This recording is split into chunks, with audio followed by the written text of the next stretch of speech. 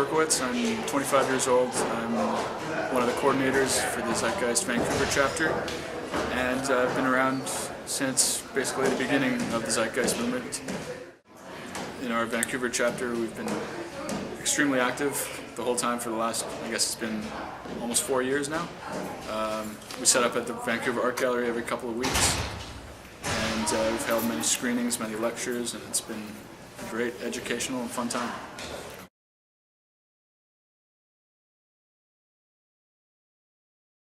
The Zeitgeist Movement seeks to locate the root causes of our broadest social problems.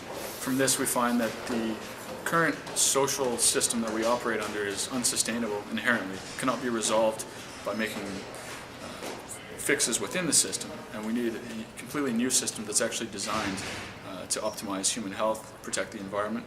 So what we're doing is we're advocating a completely new economic system that's based on the methods of science and the highest forms of technology.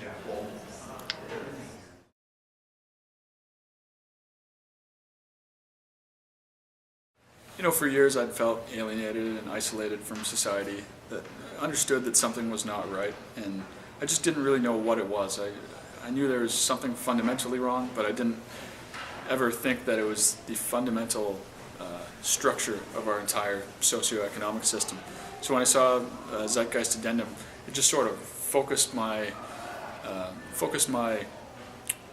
I analyzed society and reoriented my values to be more in line with basically the scientific method, which is something that's simply not done on a broad scale today.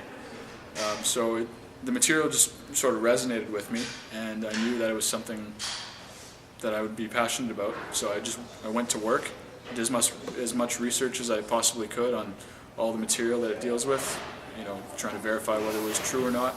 And I knew that it was something I had to spend a lot of my volunteer time, otherwise I wouldn't be able to live with myself.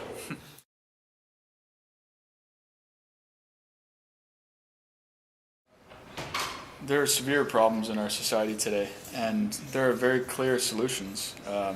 You know, the world that we could have is remarkable. It's remarkable what we could do with our scientific and technological understanding, and I'm just driven, I guess you could say. I'm extremely passionate to enlighten as many people as I possibly can to the world that could be.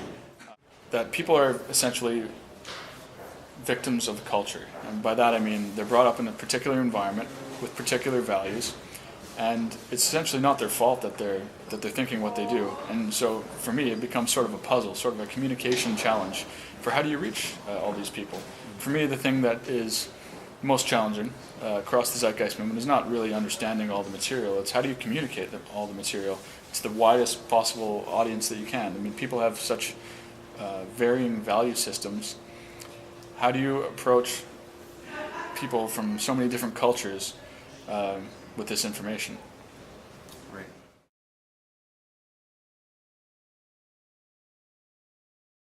Besides just information, I guess I've learned a lot about myself, my own conditioning, my own emotions, in the sense. Like, I remember watching at the beginning of Zeitgeist 3 they talk about how you can only understand human nature by addressing human needs.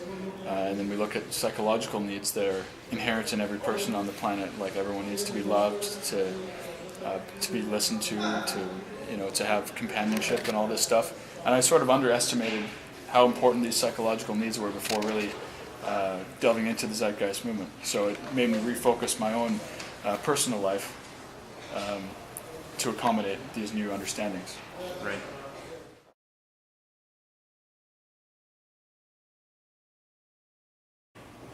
What we can hope to accomplish is hopefully just more awareness of this new direction. The more you see society start to degrade, naturally the more people look for alternatives, and we just have to capitalize on communicating this direction to as many people as possible in the most strategic ways. So what we hope to see is more and more active chapters like us, or like we try to be, who are out there pretty much every other week, every week, engaging new people. I mean, that's the whole point of the Zeitgeist Movement, is to reach new people. So we'd like to see less emphasis placed on preaching to the choir and more with events that bridge audiences. Like we had an event last year with Dr. Gabor Mate, and it was a tremendously successful event. It was mostly with his audience, so we got to expose the train of thought to a different set of people, and that's ultimately the goal, is to extend these ideas to as many different audiences as possible. Mm-hmm.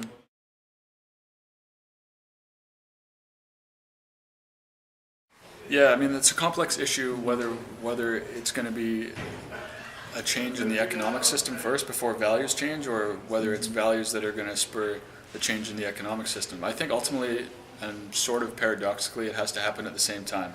But they're more like this: like every shift in values shifts a certain segment of society. Like they just many people don't know about the tool library in East Vancouver, where you can just rent out tools, just like you would rent out books at the public library.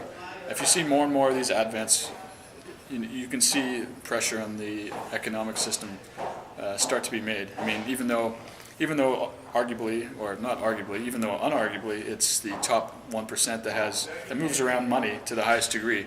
The more people who are disenfranchised with the current system they'll have their effects. They'll have their voices heard if the majority start to